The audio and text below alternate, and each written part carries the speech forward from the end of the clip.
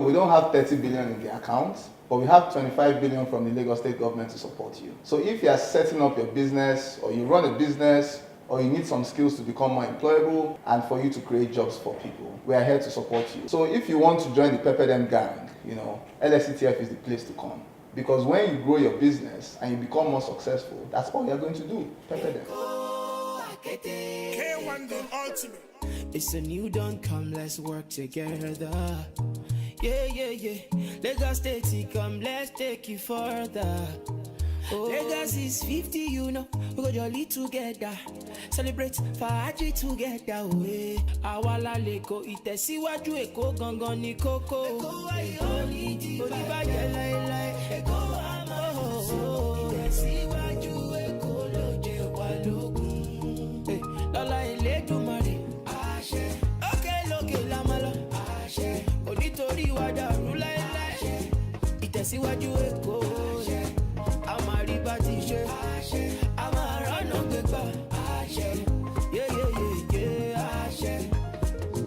My name is Akin Oyebode. When I'm not making coffee for the rest of the people, sometimes I'm the executive secretary of the Employment Trust Fund.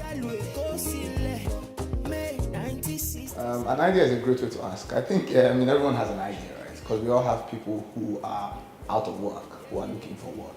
But one of the things that we're hoping to do is to also start working with sort of like the Bureau of Statistics to get state-based data. So as of today, we have national data. Our national data says about 35% of all Nigerians who are able and willing to work are either unemployed or underemployed. We expect that very soon we'll start getting state-specific data so that we can track the actual numbers being measured independently.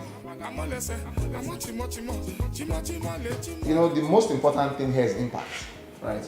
So I always say, like, if you want to lend, right? If you ring a bell here, you get a queue from here to the international airport of people who want to borrow. But lending alone is not the solution. It's ensuring that the businesses have the right tools to succeed, to grow, and therefore to employ people. So what we do is we're very careful about selecting people. We vet these people, we verify the information they give, and we work with partner banks, to monitor the performance of the businesses. But apart from training them, which we do, we also attach what we call business development partners to ensure that these businesses are building capacity, right? To ensure that one, they are not, they are complying with all the laws of the land, to ensure that they are keeping their books properly, they are running sustainable businesses. Because it's when they do all these things that they give themselves the best chance of expanding sustainably and employing more people. So we're tracking these things using a bunch of different metrics.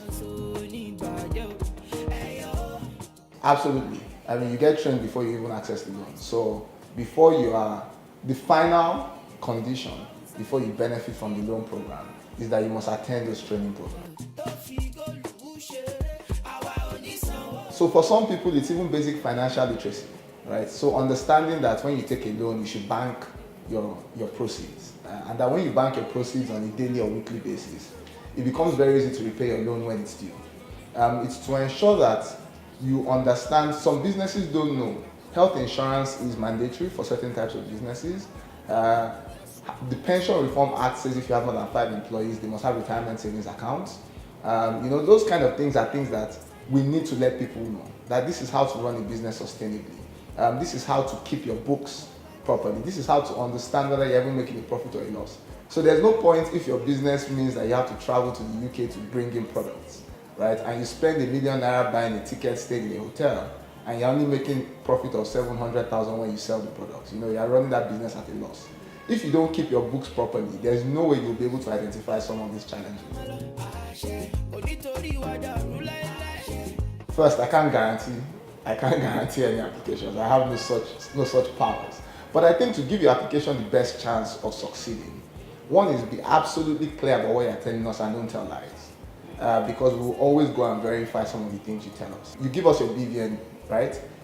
You give us your bank statements. We call the banks to see, are these authentic statements or have they been procured from Oluwole, for example? We go to your premises. I always give an example of a lady that said she sold out of Balogun Market. And when we went to Balogun, we couldn't find a store. And then we went to her house and this was on a weekday at 2 p.m., and they woke her up, eyes bloodshot, she had been sleeping all day. Clearly, such a person is probably not even doing any business, and that's how we declined that application. So there are many ways we check. When we go to your site, we ask, how long has this person been here? Does this person pay the levies due to the community as and when due? We ask your employees, does this person pay salaries quickly?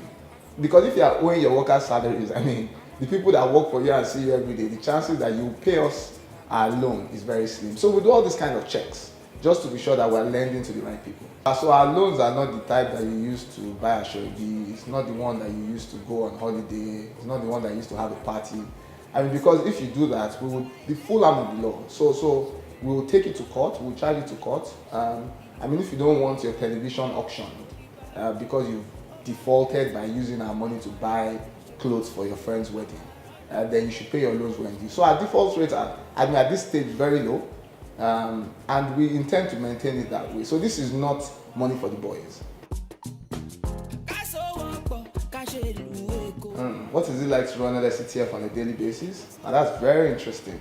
Many times you come. I usually come to work with a plan, right? I always have a to-do list. I've always had one, But one thing I realized is that it gets very dynamic, right? I get here some days, I have a great list of 10 or 12 things to do.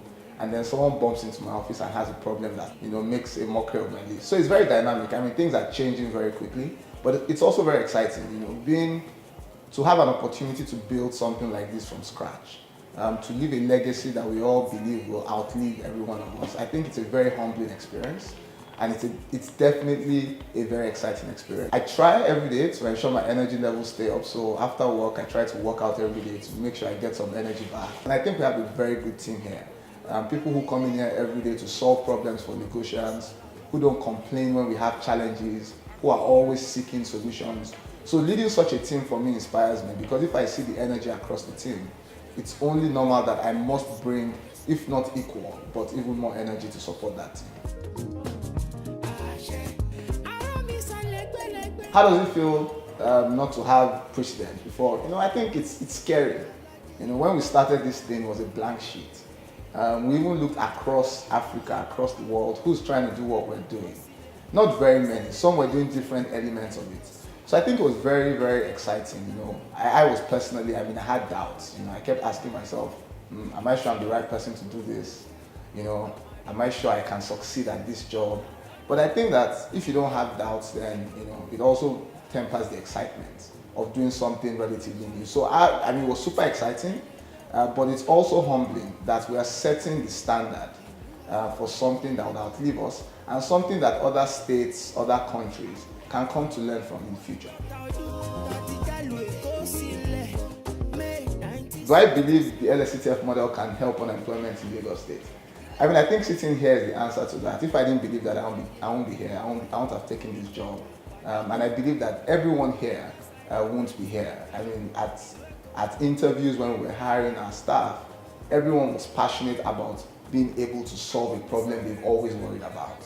So I think from a team perspective, from a board perspective, there's complete confidence that if we do this the way we've set out to do it, and we do it properly, we will definitely be solving, or at least contributing significantly to solving the unemployment problem in Lagos.